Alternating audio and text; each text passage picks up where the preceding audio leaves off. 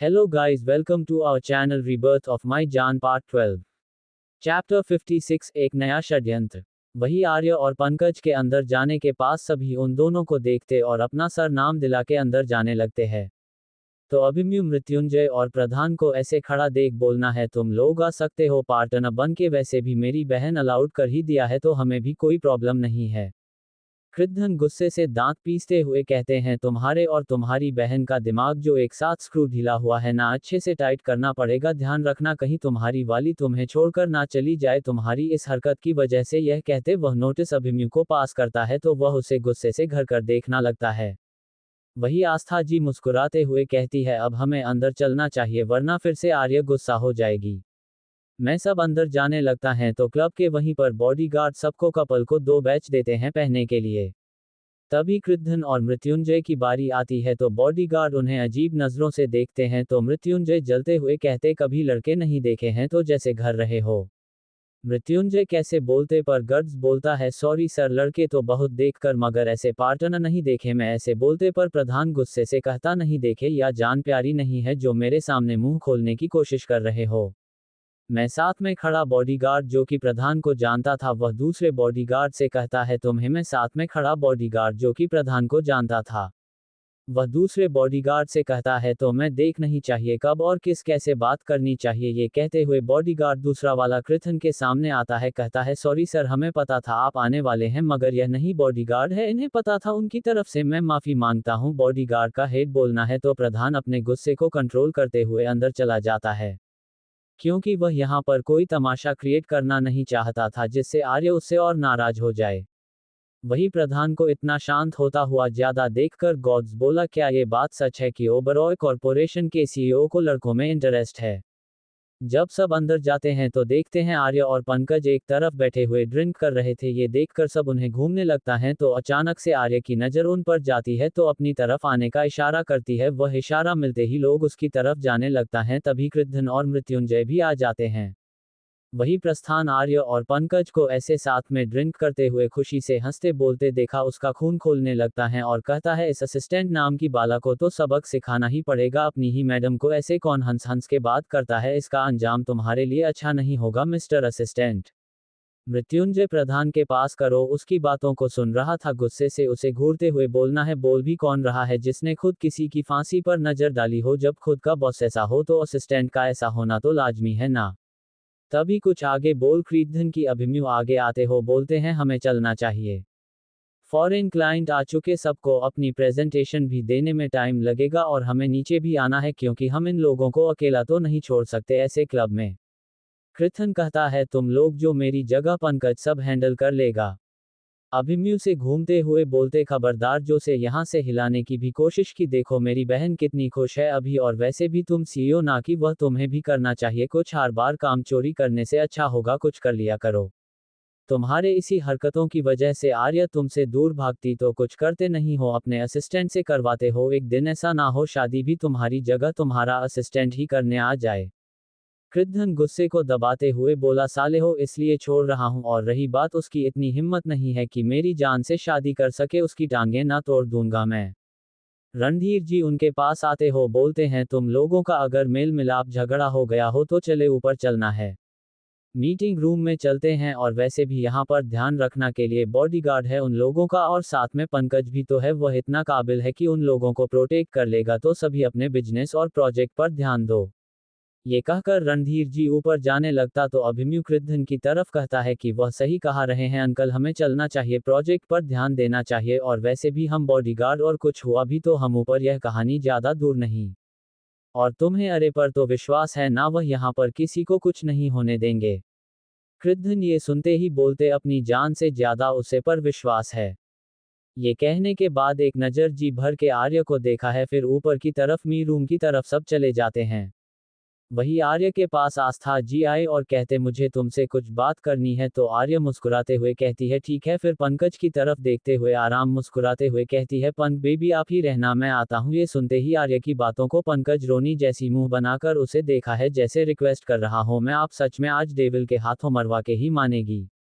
आस्था जी आर्य का अपने साथ ले जाते हैं, उसे घूरते हुए बोलते हैं, उसे विचारों को इतना परेशान करना बंद करो, देखो तुम्हारे लिए कितना परेशान हो रहा है।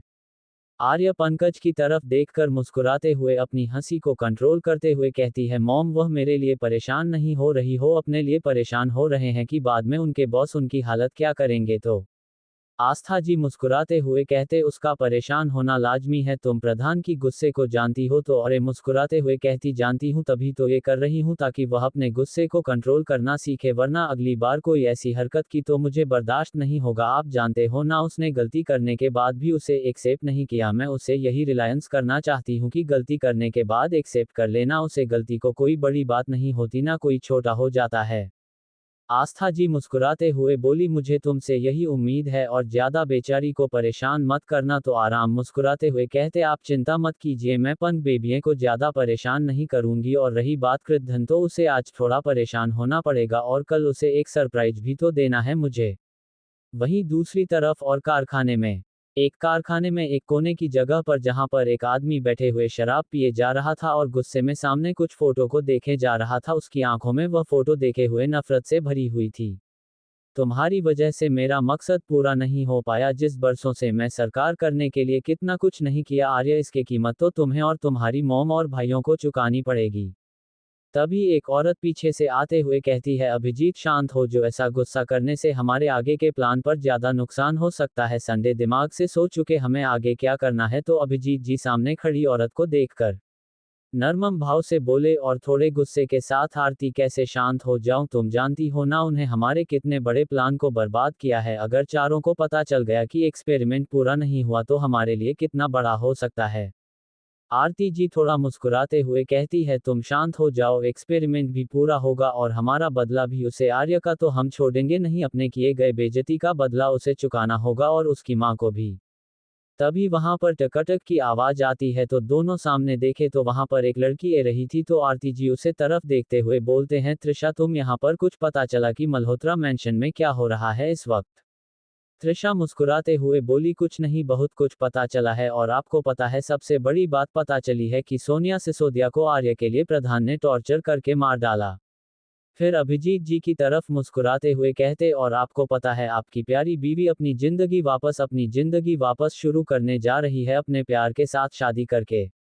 इस सब को किया किसने? आपकी प्यारी बेटी आर्या ने। ये सुनते ही अभिजीत के सामने रखे बल पर एक जोर की लतत मारते और कहते हैं, नहीं नहीं, चिल्लाते हुए, इस बार मैं कुछ भी तुम्हारे मन का नहीं होने दूंगा। अरे सब कुछ बर्बाद किया है ना तुमने, मेरा मकसद, मेरा सपना अमीर बनने का, सबसे पावरफुल बनने का, तो मैं तुम्हारी माँ की खुशियों को भी बर्बाद कर दूंगा, कभी भी नहीं होने दूंगा उन्हें, उनके जिंदगी छीन लूंगा। जी, जिंदगी को वह अपना मकसद बनाना चाहती थी, जिसके प्यार के साथ जीना चाहती थी, उन्हें से उसको दूर कर दूंगा। आरती जी और त्रिशा जी स्माइल करते हुए कहती है, इस काम में हम आपका पूरा साथ देंगे। आरती जी मुस्कुराते हुए कहती है, वैसे आपने बता नहीं हूँ, चार लोग कौन है जो इस प्रोजेक्ट को पूरा करने के लिए कुछ भी कर सकते हैं। अभिजीत जी मुस्कुराते हुए कहते हैं, उनका मकसद उनके काम से बड़ा, और जितना मकसद उनका बड़ा उससे ज्यादा वह लोग खतरनाक। दुनिया की नजरों में अभी तक वह मरे हुए हैं, मगर उनकी एक अलग पहचाना, इतना जान लो बस कि उनका मकसद के लोग किसी भी हद तक जा सकते हैं। और हाँ, आगे से उनके बारे में बात करने की कोशिश मत करना, वरना क्या पता किसी वक्त तुम्हारी मौत की खबर आ जाए। आरती जी सुनकर डर जाती है, फिर कुछ आगे नहीं पूछते और वह आगे की प्लानिंग करने लगते हैं, कैसे आर्य और बाकी सबसे बदला लिया जाए।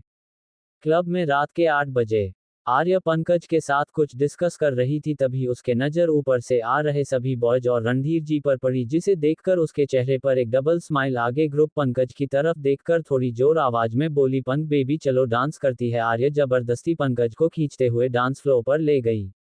वही मोना और बाकी सब का सारे के हरकतों को देख रहे थे और पंकज की हालत पर हंसी भी आ रही थी। तभी उनकी नज़र प्रीत धन और बाकी सब वॉइस पर पड़ी, तो उन्हें समझा में आ गया कि आर्य ऐसा अभी क्यों कहा। कृद्धन गुस्से से घूरते आर्य पंकज को डांस करते हुए देखा रहा था, उसका गुस्सा आउट ऑफ कंट्रोल हो रहा था। वही आर्य मुस्कुराते हुए पंकज की तरफ देखते हुए बोली, अगर तुम्हारा बॉस ने हमारे प्लान के बारे में कुछ भी पूछा तो तुमने उन्हें बताना तो अच्छा नहीं होगा, तुम्हारे लिए समझ में आए, और एक लफ्ज भी करना तो अंजाम अच्छा नहीं होगा। समझ में आए? तो पंकज हमें सर हिला देता है मुस्कुराते हुए, क्योंकि उसे बस और उसकी लेडी बॉस से कुछ ज्यादा ही डर लग रहा था।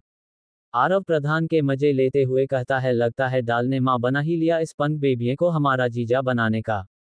फिर चाहते हुए बोलना है कि पंक बेबिये भी बहुत क्यूट है, मुझे तो चलेगा नहीं दौड़ेगा। वही पंक बेबी सुन आरव के मुंह से सब उसे अजीब नजरों से देखने लगते हैं।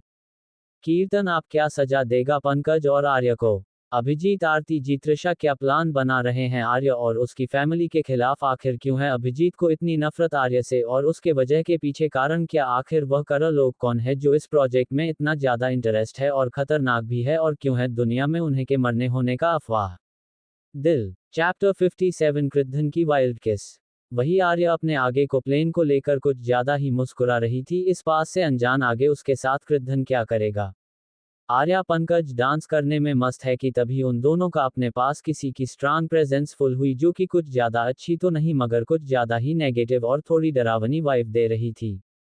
पंकज ने थोड़ा सा सर ऊपर उठकर आर्य के पीछे देखा तो वहां पर उसका बॉस गुस्से से उसे का जाने वाली नजरों से घर रहा था कि जैसे अभी उसे ही अपनी आंखों से जलाकर भस्म कर देगा। पंकज जी जल्दी से आर्य की कमर पर से हाथ हटाते हुए उसे दूर हो गया। तभी कृद्धन उसके पास आते हो बोला, बहुत ज्यादा ही समय है तुम्हारे पास डांस और यह सब करने का? कृद्धन की बातों को सुन पंकज डरते हुए बोल, ना बस ऐसी कोई बात नहीं, वह तो मैं नहीं कहा था। आर्य जल्दी सी पंकज के सामने आते हुए, खबरदार जो मेरे पंक बेबिये को डराने की कोशिश की तो? कृद्धन गुस्से से अरे को घूरते हुए बोला, उसका नाम पंकज है, पंक बेबिये नहीं तो उसका नाम लो, समझ में आई बात?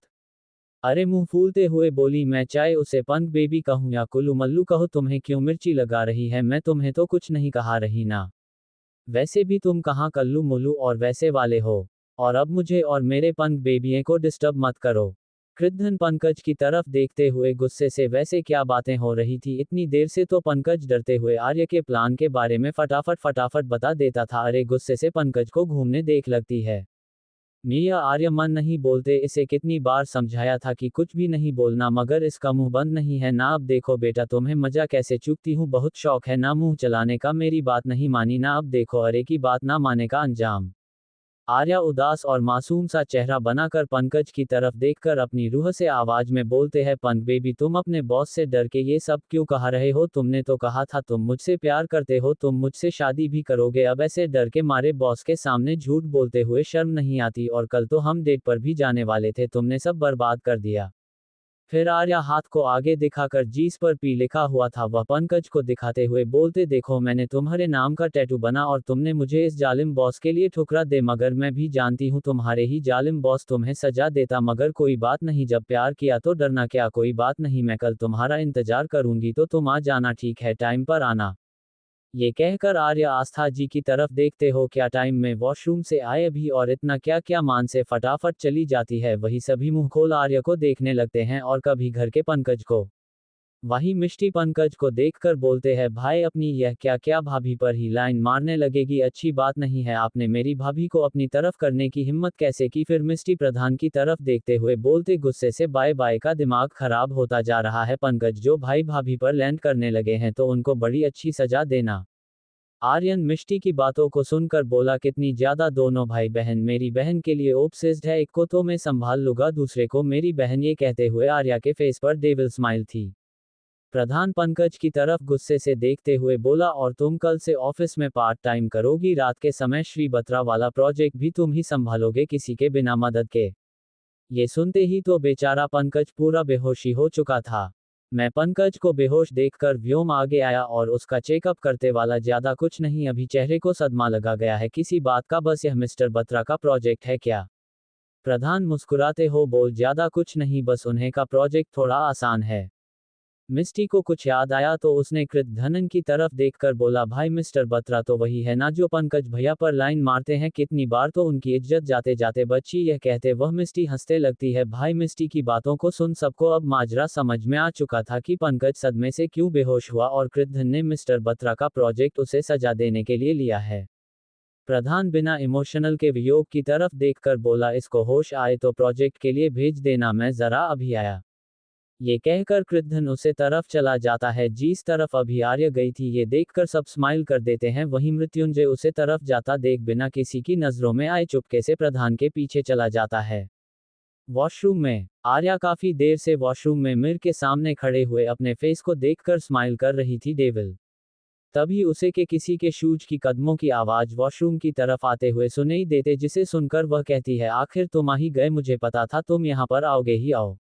आर्या अपने फेस को वॉश करने के लिए फेस वॉश अपने मुंह पर लगाकर जानबूझकर गेट खोल रखती है और तभी एक धनम की आवाज के साथ गेट खुलता है तो आर्या सॉफ्टवेयर में रहती है। पंक बेबी आप इतनी जल्दी क्यों आ गए, अभी मैं आई रहती, बस फेस वॉश कर रही हूँ, बस थोड़ा इंतजार करो। ये कहकर आर्या अपने फेस को पानी से डालकर पूरे अच्छी तरह साफ करके सामने देखती है तो प्रधान गुस्से से उसे घर रहा था और अचानक से उसके बाजू को पकड़ दीवार से सटकर गुस्से से बोलना है, तुम्हें एक बात समझ में नहीं आती, किसी भी लड़के या आदमी से दूर रहने, मगर नहीं तुम्हें तो उतनी ही गुस्सा दिलाती हो जितना मैं गुस्सा नहीं करना चाहता तुम पर।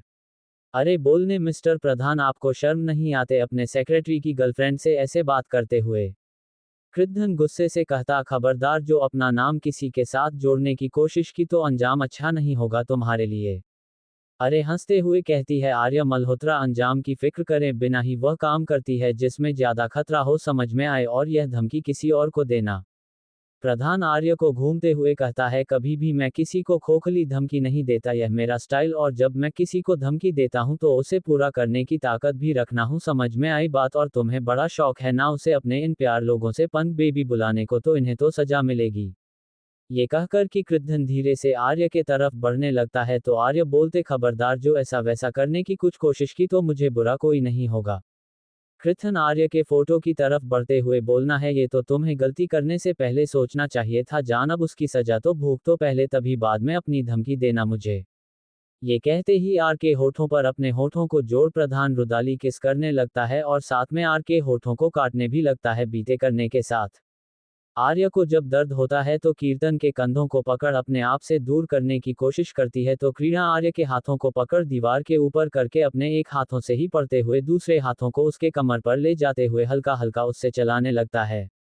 जब 20 मिनट के बाद आर्य के होठों से खून का टेस्ट आने लगता है तो प्रीत ध्यान उससे दूर होकर उसके होठों पर अपनी उंगलियां से चलते हुए बोलना, आइंदा से इस पर किसी और का नाम आए तो इसे बड़ी सजा इन्हें मिलेगी। आर्य गुस्से से कहती, यू फूकिंग मास्टर बस्टर, तुम्हें तो मैं छोड़ूंगी नहीं। तो कीर्तन स्माइल करते हुए कहता है, पहले पकड़ तो लो, वैसे भी जिंदगी भर के लिए ही तुम्हारा, चाहे जहां से पकड़ना है पकड़ो, चाहे जैसे उसे करना है करो। वही मृत्युंजय जो की बात है किरदार के पीछे आया था, वह गुस्से से अपने हाथों का मुक्का दीवार पर मरते हुए कहते हैं, ये तुमने अच्छा नहीं किया, इसकी सजा तो तुम्हें मिलेगी।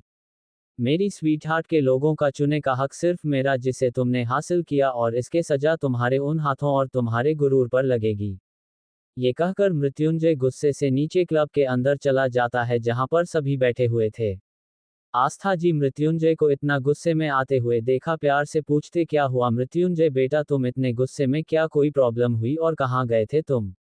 मृत्युंजय अपने गुस्से को थोड़ा शांत कर नॉर्मल रिटर्न में बोलना, नहीं कोई प्रॉब्लम नहीं हुई, बस थोड़ा काम की वजह से परेशान था, अब मैं नॉर्मल हूँ, आप चिंता मत कीजिए। अंजलि इधर उधर देखते हुए बोलती है, यह हरे कहाँ रह गए, इतनी देर हो गए अभी वॉशरूम से नहीं आई। तुम मिस्टी बोलती है, दी आपको पता नहीं भाई भी तो गए हैं, तो दोनों अपना ही काम में लगे होंगे, तो आप चिंता मत कीजिए, जाएंगे, आखिर उन्हें भी थोड़ा रोमांस करने का टाइम भी चाहिए, बाकी टाइम तो लड़ते ही रहते हैं दोनों। आर्यन मिष्टी को घूरते बोलते, तुम्हें बहुत पता है इन सब के बारे में, पीएचडी कर रखी है क्या। मिस्टी को जब समझ में आया उसने क्या कहा तो अपने दांतों तले जीभ दबाते फिर बड़े एटीट्यूड से बोले, तुम्हारी तरह थोड़ी हूँ किताबी कीड़ा, जब देखो जब किताब में या कल मूवी उसे स्मार्ट सौतन के साथ लगी रहूं। तुम जैसे नहीं दुनिया में बोर फैला रखा है, दुनिया को बोरिंग बना रखा है। आरव कंफ्यूज होते बोला, स्मार्टी सौतन क्या है वैसे। तनु घुटने बोलिए, अबे बेवकूफ, दिमाग लगाने की बातें, स्मार्ट मतलब फोन और लैपटॉप। सौतन इसलिए बोल रही है उनको क्योंकि पूरे दिन यह उन्हें के साथ लगे रहते हैं, जिस हिसाब से भाई लगे रहते हैं ना, उसे हिसाब से लगता है कि सच में जब भी इनकी शादी होगी ना तो इनकी बीवी की सौतन ही बना जाएगी वह। मोना सामने देखती है जहां से आर्य आ रही थी। मोना मुस्कुराते हुए कहते, लो आ गई आर्य। अरे किसी पर ध्यान दिए बिना मोना के पास आकर बैठ जाती है, वहीं गुस्से से भरा हुआ आर्य का चेहरा देख सब उसे गौर से देखने लगते हैं, माना आर्य के चेहरे को देखते हुए उसके होठों पर नजर जाती है तो उसके चेहरे पर एक बड़ी स्माइल आ जाती है, उसके होठों को देखते हुए प्रधान की तरफ देखती है जो इसी तरफ, फिर आर्य को अजीब से चढ़ते हुए टोन में, आर्य से तुम्हारे होठों पर किसने काट लिया और यह खून कैसा निकल रहा है। ये सुनते ही आ रहे के भाई परेशान होते हुए बोलते, अरे क्या वह तुम्हें कैसे लग गई चोट, कैसे काटा, किसने काट लिया बताओ मुझे। वही मृत्युंजय ये सब बातें सुनकर गुस्से से अपनी मुट्ठी बना लेता है और शांति से बैठे हुए एकदम अचानक उठाते हुए कहते हैं, मेरा जरूरी काम है, मैं अब चलता हूँ। फिर सबको बाय बोलकर वहां से निकाल जाता है।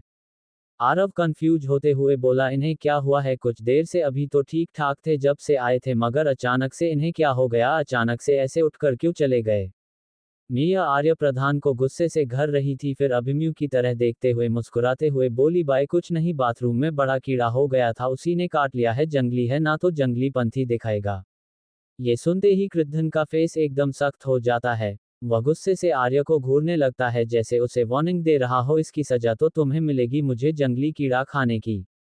आंखें क्या करेगा मृत्युंजय कृद्धन के साथ, और प्रधान क्या सजा देगा आर्य को उसे जंगली कीड़ा बोलते की। चैप्टर 58 रणधीर आस्था जी की एंगेजमेंट पार्टी। आर्य और प्रधान को एक दूसरे को ऐसा देखा सब लोग समझ जाते हैं इन लोग दोनों के साथ क्या हुआ है, और माही मन हंसते लगते हैं दोनों की हालत पर।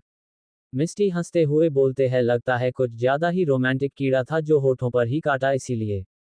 वही मिस्टी की बातों को सुनकर कृद्धन बोलता है, तुम्हें बड़े पता है इन सब के बारे में, कल से तुम्हारी एक्स्ट्रा स्टडी क्लास चालू रहेगी, मैं तुम्हारे कॉलेज में बात कर लूंगा ताकि फालतू की बकवास तो में तुम्हारा ध्यान ना जाए। ये कहते वैसे गुस्से से घूमने लगता है। मिस्टी रोनी सूरत बनाकर सबकी तरफ ऐसे देखे हैं जैसे बोल रही है, कोई तो मेरी हेल्प कर दो। वही मिष्टी की हालत देख आहना धीरे से बोलते हैं, माना करा था ना भाई से पंगा लेने को, करो एक्स्ट्रा स्टडी, इसलिए बोलता थी, दिमाग ज्यादा चलाया करो, मुंह काम। ये सुनने के बाद मिस्टी का मुंह भी बना जाता है। भाई अब मिस्टी के गालों को छूटे हुए बोलते, तुम कितनी क्यूट लगती हो लिटिल सिस्टर। आर्य आरव को घूमते हुए बोलते हैं, हाँ वह लिटिल तो मैं क्या हूँ। आरव एकदम से आगे की बातों को सुन सब पाक जाता है और इधर उधर देखने बोलना, मैं तो मजाक कर रहा था मैं। मिस्टी घुराते बोलते हैं, आप मजाक कर रहे थे, यानी मैं लिटिल नहीं हूँ। वही आर्य आर्यन की तरफ देखकर कहते हैं, भाई देखो आरव भाई क्या कर रहे हैं मेरे साथ। वही आर्यन तो पहले से ही गुस्सा था आरव से, क्योंकि उसने मिस्टी के गालों को जो छुआ था, और ऊपर से अब आर्य की बातें, जिसकी वजह से घर कर आरव को देखते हुए बोला, कल से तुम्हारा वर्कआउट का टाइम 6 बजे की जगह से 3 बजे है, याद रहे, अगर टाइम से जरा भी इधर उधर हुआ तो पनिशमेंट के लिए तैयार रहना। ये सुनते ही और जोर से चिल्लाते हुए सोफे से गिर जाता है। वहीं उसके ऐसे चिल्लाने से घर वाले उसे अजीब नजरों से देख रहे थे, मगर क्लब में म्यूजिक होने की वजह से किसी ने उसे पर ज्यादा ध्यान नहीं दिया। आर्यन आरव को बोला, यह क्या हरकत है, सजा बढ़नी नहीं है तो बिहेवियर सेल्फ। आरव आर्यन की तरह देखकर बोला, आप इतना जल्लाद क्यों हो भाई, ऐसे कोई सजा देता है अपने छोटे से नन्हे से जान से भाई को? अब देखो मैं कितना क्यूट होना प्यारा बच्चा हूँ, कुछ तो रहम करो। तनु मजाक उड़ाते बोली आर्यन से, हाँ भाई रमम कर दो, दूध पीने वाले बच्चे हैं, इतना तो कर ही सकते हैं मुन्ना, क्या पता आप कहीं छोटा भाई, यही रोड अभी शक्ल तो ऐसी बना रखी है। आरव गुस्से से बोला, शट उप जंगली बिल्ली। तनु बर्फ को घूरते हुए बोली, अगर जंगली बिल्ली कहा है तो पता है ना, जंगली बिल्ली मुंह नाच भी सकती है, पंच भी मार सकती है, तो संभल के रहना और तमीज से बात करना। आर्या उन लोगों का झगड़ा देख रही थी, सुन रही थी, मगर उसकी नज़र कहीं और थी, और वही कृद्धन की भी नज़र आर की तरफ से, और वह उसे एक जगह अजीब तरह से देखा हुआ देखा, उसे तरफ देखने को ही होता है कि तभी सभी के कानों में आर्य की आवाज़ आती है जो कह रही थी कि कल कोई कहाँ पर भी नहीं जाएगा, कल पार्टी है घर पर। आस्था जी कंफ्यूज होते हुए बोलती है कि किस चीज़ की पार्टी? आर्य स्माइल करते हुए बोलते, आपकी और रणधीर पापा की सगाई की, आप दोनों एक दूसरे के लिए प्यार तो एक्सेप्ट कर लिया, आप दुनिया के सामने आपको एक रिश्ते में बांधना चाहते हैं। कोई आर के बटनों को सुन अभिमन्यु बोला, मगर अरे अभी मोम डैड का तलाक नहीं हुआ है लीगली। आर्य मुस्कुराते हुए बोली, वह कब का हो चुका है? आस्था जी थोड़ा उदास होते हैं, बोलिए कब हुआ और मुझे क्यों नहीं पता? अरे मुस्कुराते हुए बोली, जब मेरा जन्मदिन पर तभी हुआ। रणधीर जी बोले, तुमने अपने जन्मदिन वाली यह सब किया, यानी तुम्हें पहले ही इसी पता था हमारे सभी के बारे में, सही खाना बच्चा? आर्य मुस्कुराते हुए अपनी मुड़ हिला देती है। तो रणधीर जी के कुछ सोचते हुए बोलते हैं, तो मेरा कॉलेज में आना कोई इत्तेफाक नहीं, तुमने जानबूझकर किया, क्योंकि तुम्हें मेरे बारे में पहले ही पता था, और मेरा अतीत और आज तक के बारे में भी है ना? अरे मुस्कुराते हो भोले, सब पता था, अपने जन्मदिन वाले ही सब पता लगता लिया था, क्योंकि मुझे ये पता था आगे आप ही हो जो माँ को संभाल सकते हो। अभिमन्यु थोड़ा सीरियस होते हुए बोला, मगर तुमने उनसे साइन कैसे करवाएगी, वह तो कभी भी मोम को डिवोर्स नहीं देंगे जब तक उनका मकसद पूरा नहीं होगा। आर्या मुस्कुराते हुए कुछ तो सोचते हुए बोली, भाई मेरे अपने तरीके हैं अपना काम निकलवाने के लिए, उसकी फिक्र आप मत कीजिए, कैसे हो यह फिक्र कीजिए, कल मॉम की सगाई है, कॉल किसी का भी कोई बहाना नहीं चलेगा, सबको आना है। सारी चीज़ों की तैयारी मैंने पहले ही करवा दी है, बस आप लोगों की ड्रेस की फिटिंग के लिए सुबह फैशन डिजाइनर जाएंगे, अपनी ड्रेस के सिलेक्ट करके फिटिंग दिलवा लेना और मॉम और दादा के कपड़ों के डिज़ाइन मेन सेलेक्ट कर ले एक बार, अगर उनको पसंद आए तो चेंज करवा सकते हैं। रणधीर जी मुस्कुराते हुए बोलो, उसकी कोई ज़रूरत नहीं, बस हम फिटिंग देख लेंगे दोनों। आनमुंह बनाते हुए बोलो, तुम तो सबका मैच मेकअप बनाने में लगी हो पड़ी हो, कम से कम अपने भाइयों के बीच चिंता कर लिए करो।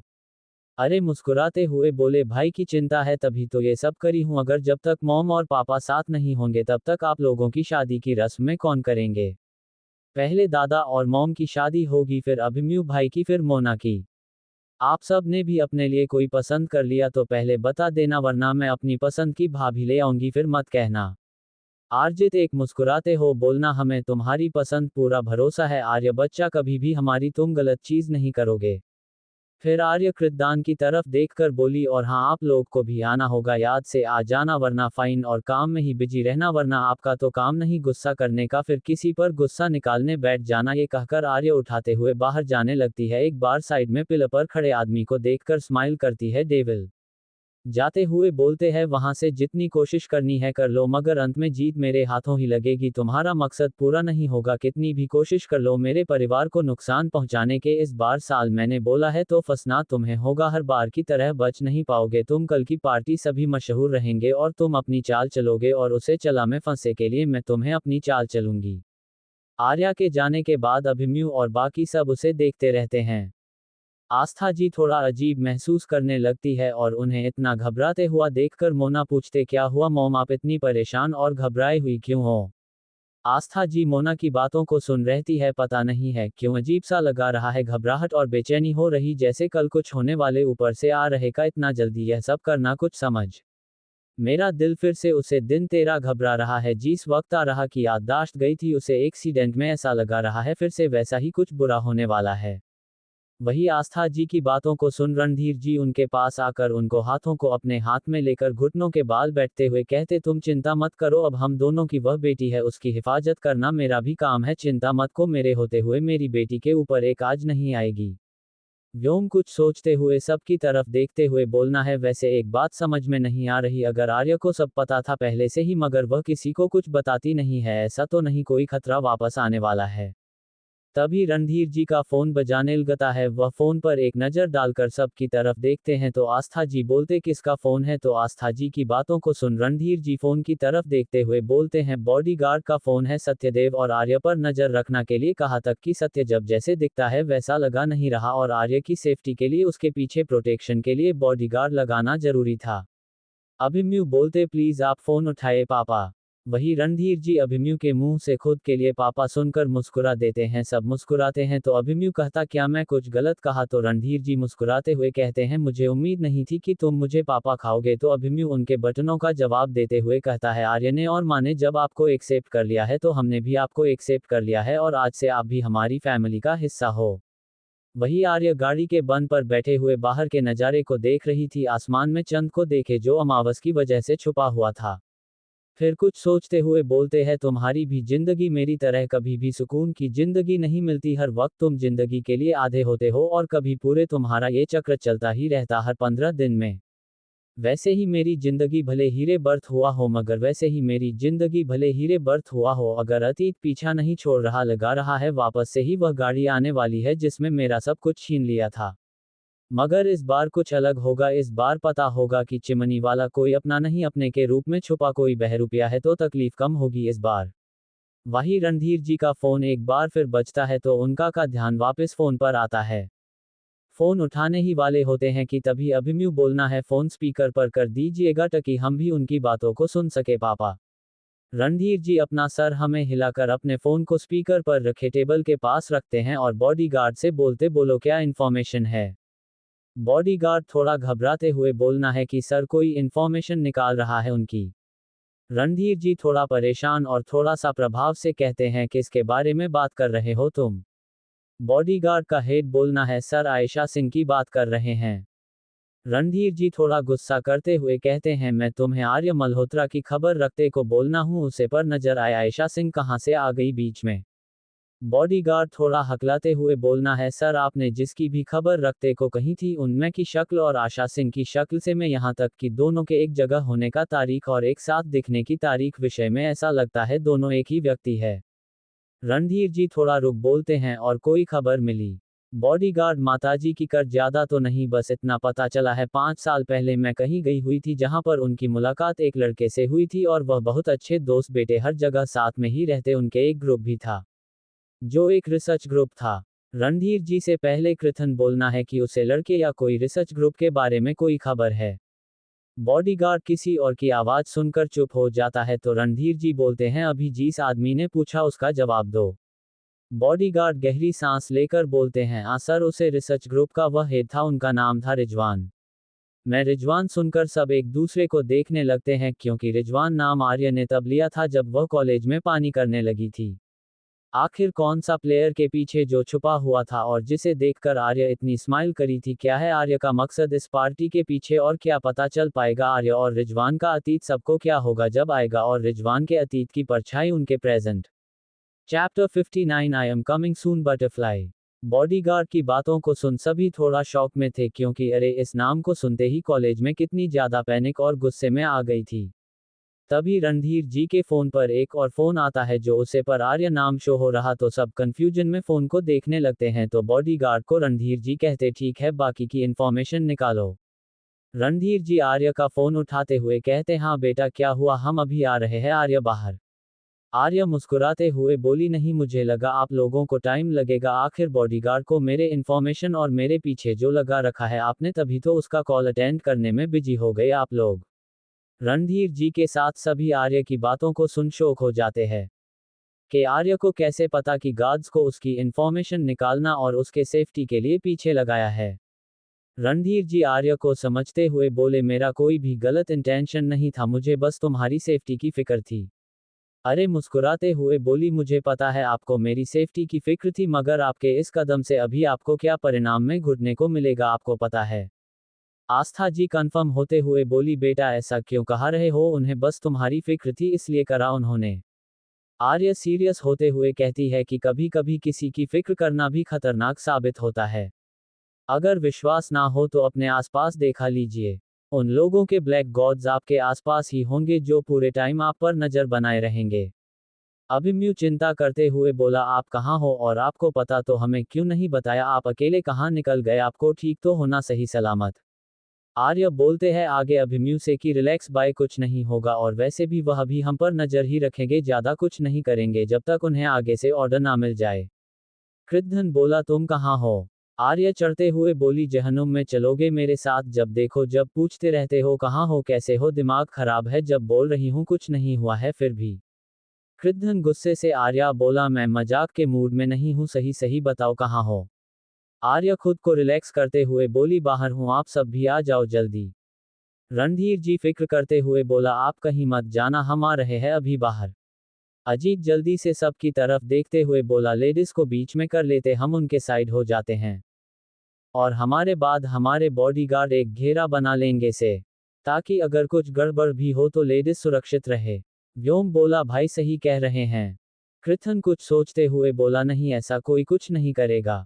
आर्यन कंफ्यूज होते बोला, क्यों ऐसा क्यों नहीं करेंगे, तुम्हें दिखे नहीं रहा है यहाँ पर कितना लोग है? कृद्धन घुराते हुए आर्यन को बोला, तुम्हारे अंदर दिमाग है कि नहीं राणा, अभी कहा ना वह लोग हमें कुछ नहीं करेंगे, अगर हम ऐसी हरकतें करेंगे तो उन्हें शक हो जाएगा और शायद वहां पर हमला भी कर दे, तो नॉर्मल ही जैसे आए थे वैसे ही जाएंगे। रणधीर जी कृद्दान की बातों को सुन के सभी की तरफ देखते हुए कहते हैं कि कृद्धन सही कहा रहा है, पहले लेडीज जाएगी फिर उनके पीछे हम रहेंगे बॉडीगार्ड्स के साथ ऐसे घेरे में सिक्योरिटी बनाकर। अगर ऐसे गए तो उन्हें सबको शक हो जाएगा, आर्य ने कहा है ना कुछ नहीं करना।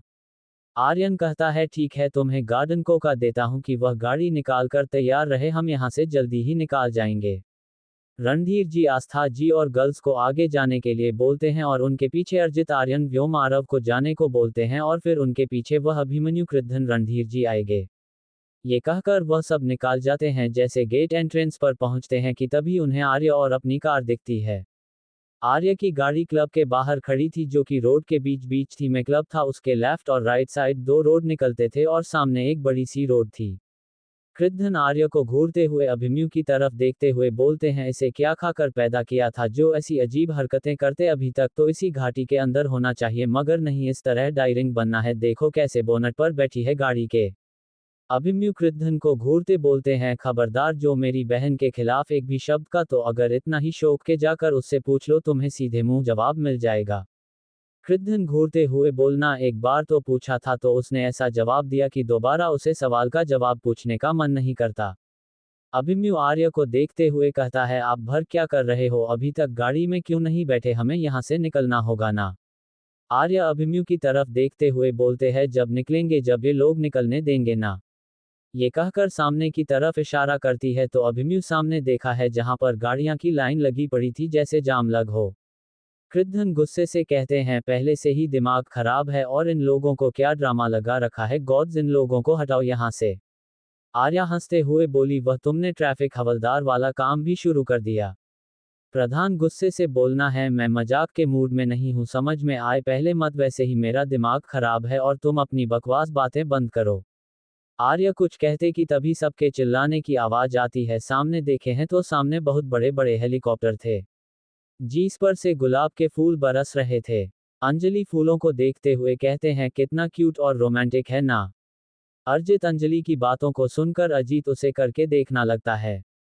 अंजलि अजीत के टाइम देखकर बोलते हैं कभी क्या लड़की नहीं देखी जैसे गोरे रहे हो। तभी बहुत सारे गार्ड्स उन लोगों को घेर लेते हैं। वहीं उन लोगों के बॉडीगार्ड पर गन तन लेते हैं। रणधीर जी सब चारों तरफ देखते हुए बोलते हैं ये लोग कहां से आ गया अब ये लोग कौन है। वही आर्य तो घूमते हुए सामने घाट को देख रही तो जो उनका बॉडीगार्ड्स का हेड था वह गाड़ी आगे आते हुए बोलते मैं आपके लिए पार्सल है कि वह और आगरा के पास आप आता कि तभी उसके भाई और प्रधान सबसे आगे उसके पास एक प्रोटेक्टेड सिल बना लेते हैं। गार्डन का हेड उन सब का घूरते हुए देखकर कहता है सर प्लीज सामने से हट जाए वरना हमें मजबूरन आप लोगों को गोली चलानी पड़ेगी। कृतन गुस्से से कहते तुम्हारी इतनी हिम्मत नहीं है कि जो माफी किंग के ऊपर गोली चल उसको या उसके परिवार को छू सकूं। बॉडीगार्ड का हेड धीरे से आगे की तरफ देखते हुए बोलना है मैं प्लीज इन सब को हटाने के कहिए वरना सच में हमें इन पर गोली चलानी पड़ेगी। यह सुनते ही आर्य एकदम शक्ति से कहते प्लीज सामने सर जी आप सभी में आगे की बातों को सुन। अभिमन्यु बोलना नहीं प्रिंसेस सामने से नहीं हटेंगे वरना ये लोग तो मैं नुकसान भी पहुंचा सकते हैं। बॉडीगार्ड का हेड बोला सॉरी सर हम मैं को कोई नुकसान नहीं पहुंचेंगे अगर सामने से आप नहीं आते तो हमें मजबूरन आपको नुकसान पहुंचाना पड़ेगा जो कि आपको यहाँ पर किसी भी लोग को पसंद नहीं। अगर समझने की कोशिश कीजिए आपके साथ यहाँ पर लेडीज भी है तो इस बार आर्य थोड़ी तेज आवाज में रहती अभिमन्यु भाई प्लीज साइड है जाओ। व्योम सिचुएशन को देखने के बाद सीरियस होकर कहता भाई इस बार बात मान लीजिए आर्य के पीछे है जाए क्योंकि हम मुकाबला नहीं कर सकते लोग ज्यादा है और हमारे आसपास देखिए लेडीज और गर्ल्स भी है और हम किसी दूसरे के घर को बर्बाद नहीं कर सकते बात मान लीजिए आगे की और है ना अगर वह कोई नुकसान पहुंचाएगा तो हम उसे निपटा लेंगे अभी समझदारी इसी में है कि अभी हम पीछे हट जाए। अभिमन्यु और कृद्धन चारों तरफ देखते हैं तो सच में ही बहुत सारी आर्मी फोर्स जैसी लोग खड़े हुए तो ऊपर साथ में हेलीकॉप्टर भी था जिसने भी वेल ट्रेंड हाथों में पिस्टल बंदूक थी जो हाई रेंज की लगा रही थी।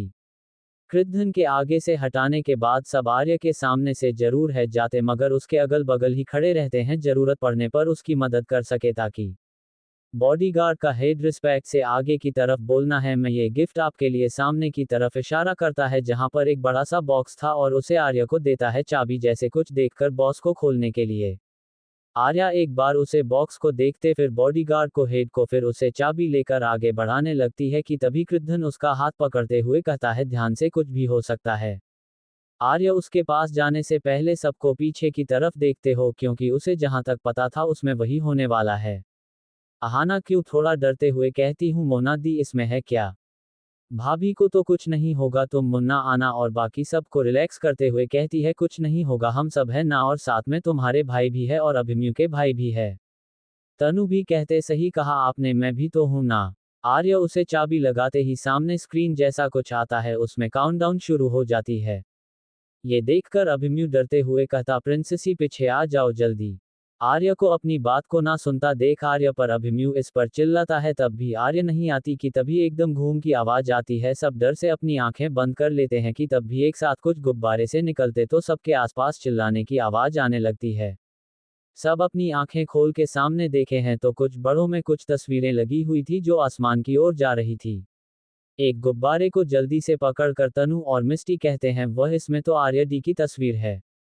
कृद्धन भी एक बड़े को पढ़कर तस्वीर को देखा है तो उसमें एक गुब्बारे में एक तस्वीर होती है जिसमें आर्य मैदान पर लेटी हुई थी और इसी के सामने एक लड़का इस एंगल से बैठा था कि उसकी सिर्फ बुक दिखे रही थी, उसका फेस नहीं, मगर वह दिखने में किसी साइंटिस्ट या कोई रिसर्च लगा रहा था जिसे देखकर उसके हाथों की मुट्ठी कट जाती है कि तभी उसमें से एक बड़े गुब्बारा और निकलता है जिसमें खूब बड़ी तस्वीर होती है, वह जो धीरे धीरे खुलना लगते हैं। पहले उसमें एक स्वस्थ का अक्ष दिखता है चेहरा जिसे देखकर आस्था की बोलती है अभिजीत। तब जब वह पूरी तस्वीर खोलता है तो उसमें एक लड़का और आर्य थी जो अभिजीत के पर छू रहे थे एक साथ। तस्वीर के नीचे लिख था, I am coming soon butterfly, जिसे देखकर आर्य अपनी आंखों को नीचे लेटी है। उसके एक आंसू का खतरा उसके आंखों से कोनी से निकाल जाता है, हाथों की मिट्टी को अपने कपड़ों में ढाबा लेती है। आसमान में आतिशबाजी होने लगती है, साथ में उसे आसमां में एक बड़ी सी आर्य की तस्वीर उम्र के आती है जिसमें वह बहुत ज्यादा क्यूट और खूबसूरत लग रही थी, लाल साड़ी पहनी हुई।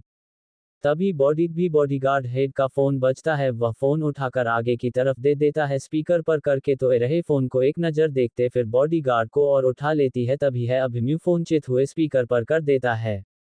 उसमें से एक लड़के की डोमिनेटिंग आवाज आती है, आज भी तुम लाल रंग में खूबसूरत लगती हो।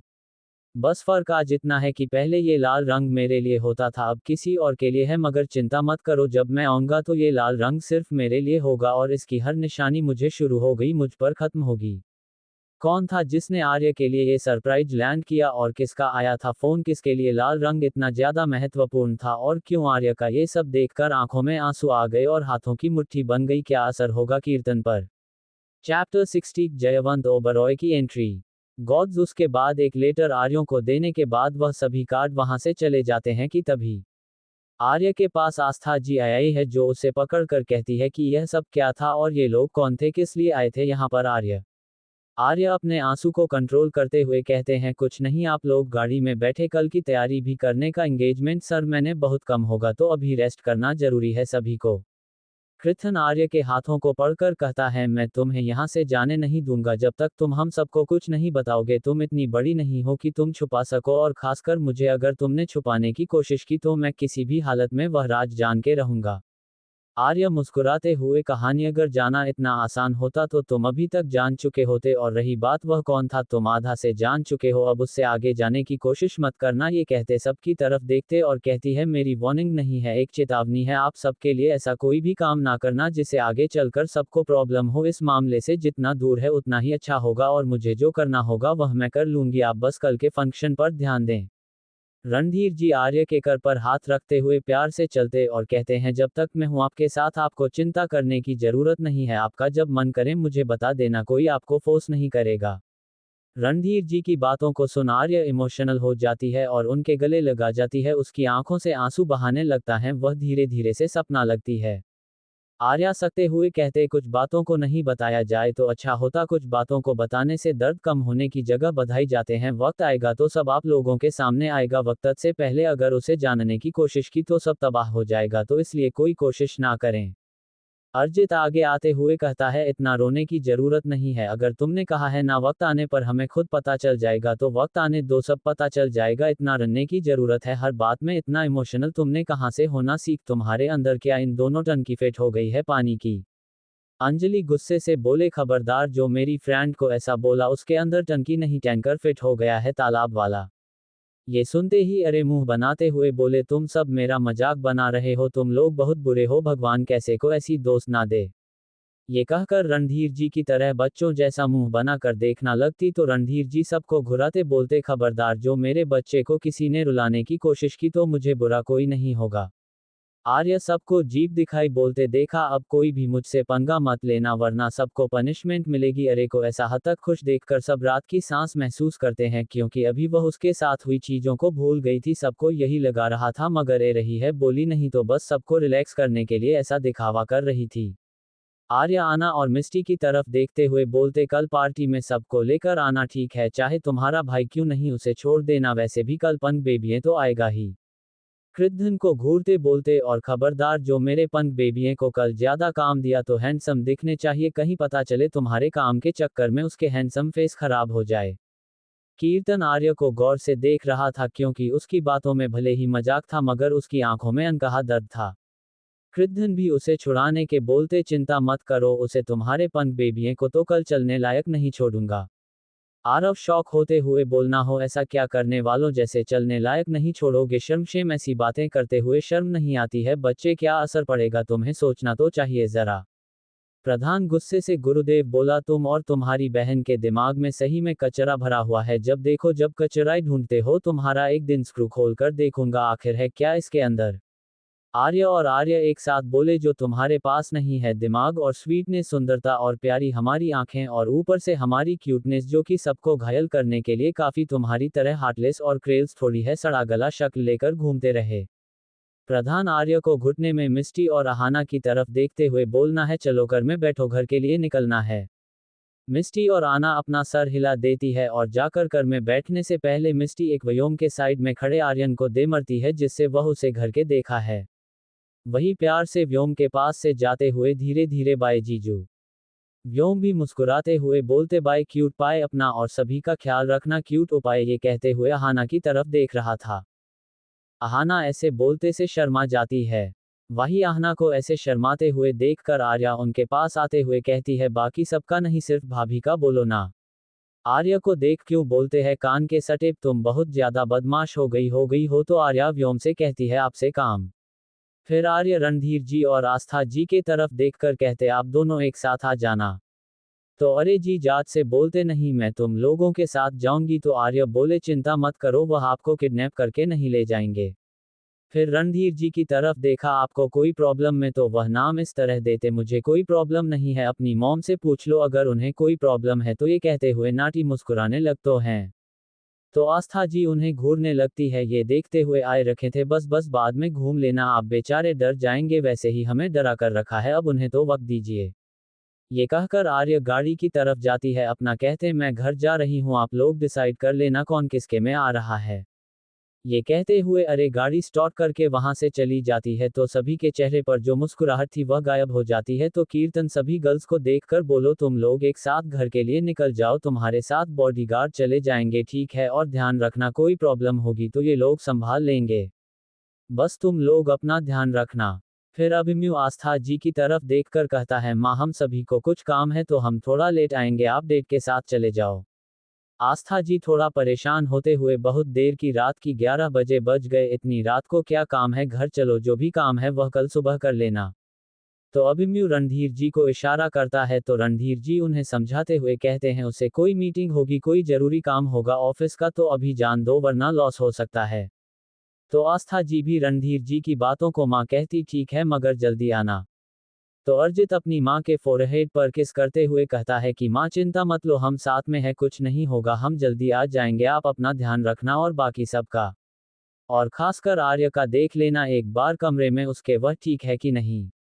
आस्था जी मुस्कुराते हुए कहती है, तुम्हें पता है ना, वह अपने इमोशनल इतनी जल्दी बैक नहीं करती, मगर आज रणधीर के सामने पिछले 5 साल बाद उसने अपने इमोशंस व्यक्त किए हैं, और तुम नहीं कहते, तभी मैं ध्यान रखती हूँ, मेरी बेटी है, मैं उसकी माँ। रणधीर जी आस्था जी का पकड़ के वहां से ले जाते वक्त पीछे देख उन्हें इशारा करते हैं, तो वह लोग अपना सर हिला देते हैं और सभी अपनी गाड़ी में बैठकर वहां से निकाल जाते हैं। दूसरी तरफ एयरपोर्ट पर चारों तरफ पर आता, वहीं पर एयरपोर्ट का सिक्योरिटी गार्ड सबको इंट्रोडक्शन दे रहा था कि वह उसे भी कोई चुप नहीं होनी चाहिए, जो आने वाले हैं वह बहुत खास है, अगर उनकी सिक्योरिटी में कोई भी गड़बड़ हुई तो उनका बेटा हमें नहीं छोड़ेगा जिंदा। तभी सिक्योरिटी गार्ड को मैनेजर उसके तरफ आते हुए देखे हैं, जैसी वह उसके तरफ आते हैं सिक्योरिटी गार्ड उन्हें ग्रेड करता है, तो मैनेजर बोलता है, ये सब करने का टाइम नहीं है, फ्लाइट लैंड हो चुकी है, याद रखना कोई चुप नहीं होनी चाहिए, उनकी सुरक्षा की जिम्मेदारी हमें दी गई है, तो उसमें कोई शक नहीं होनी चाहिए भूल से भी। तभी वहां पर अथॉरिटी का सबसे बड़ा सिर आ जाता है और कहता है, तैयारी हो गई, मिस्टर ओबरॉय आते ही होंगे। तभी उन्हें गेट से एक लंबा चौड़ा और मस्कुलर बॉडी का आदमी आता दिखता है, तो सब कहते हैं, मिस्टर ओबराय चुके हैं, अपने अपनी जगह ले लो।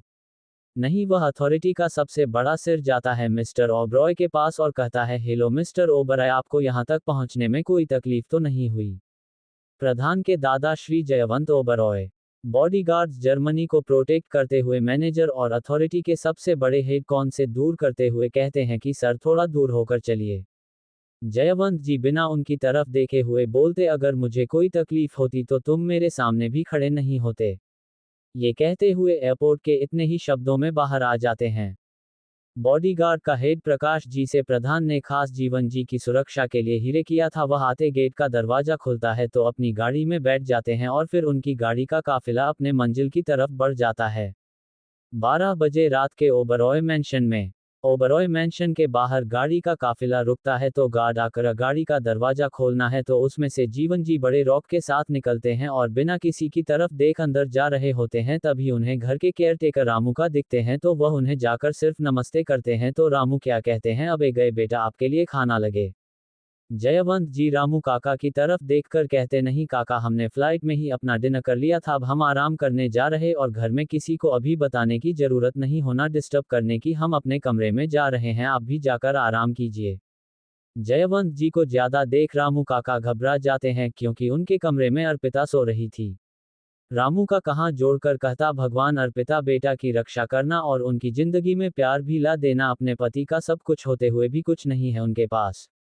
मासूम दिल है, सबकी खुशियां चाहती है मगर अपने लिए कुछ नहीं मांगते। मेरी दिल से प्रार्थना है कि उसकी झोली में कोई खुशियां भरने वाली आ जाए। जयवंत जी जैसे रूम का दरवाजा खोल के अंदर अपने बेड की तरफ देखते हैं तो उनके हाथों की गुस्से से मुट्ठी बन जाती है और एकदम से चिल्लाते हैं, अर्पिता। वही किसी का नाम अपने लिए गुस्से से सुनकर अर्पिता जी धड़के मारे उठ जाती है। साइड में रखें लैंप के लाइट जला के सामने देखती है तो जयवंत जी उन्हें ही गुस्से से घर रहे थे। जयवंत जी चिल्लाते हुए, तुम्हारी हिम्मत कैसे हुई इस कमरे में और बेड पर आने की? अर्पिता जी डरते हुए कहते, हम। जयवंत जी क्या करेंगे? अर्पिता जी को अपने कमरे में देखकर गुस्से से अपना अपको कर उनको हट करेंगे, क्यों करते हैं नफरत जीवन जी अर्पिता जी से? कहाँ गए हैं बॉयज और रणधीर जी को क्यों कर उन्होंने इशारा